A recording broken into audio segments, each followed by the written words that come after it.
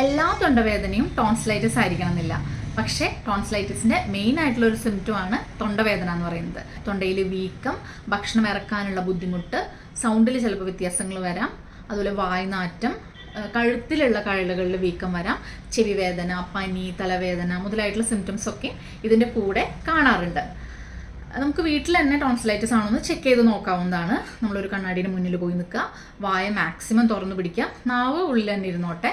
എന്നിട്ട് ആ അല്ലെങ്കിൽ ഹ എന്ന് പറഞ്ഞിട്ടുള്ളൊരു സൗണ്ടും കൂടി എടുത്തു കഴിഞ്ഞാൽ നമ്മുടെ ത്രോട്ട് ഫുള്ളായിട്ട് ഓപ്പൺ ആവും. അപ്പോൾ ലൈറ്റ് അടിച്ച് നോക്കി കഴിഞ്ഞാൽ സാധാരണഗതിയിൽ ചെറിയ സൈസിലാണ് നമുക്ക് ടോൺസിൽസ് കാണാൻ സാധിക്കുക. ഇൻഫ്ലമേഷൻ ഉള്ള സമയത്ത് ടോൺസിൽസ് വലുതായിരിക്കും. അതുപോലെ ചുവപ്പ് കളറിൽ റെഡ്നെസ് കാണാം. അതുപോലെ ടോൺസിൽസിന് വെള്ള കളറിലുള്ളതോ അല്ലെങ്കിൽ മഞ്ഞ കളറിലുള്ളതോ ആയിട്ടുള്ള വരകളൊക്കെ കാണാറുണ്ട്. വീട്ടിൽ ചെയ്യാവുന്ന ഹോം റെമഡി എന്ന് പറഞ്ഞു കഴിഞ്ഞാൽ ചൂടുവെള്ളത്തിൽ ഉപ്പിട്ടിട്ട് ഗാർഗിൾ ചെയ്യുക, 2-3 തവണ ഗാർഗിൾ ചെയ്യുക.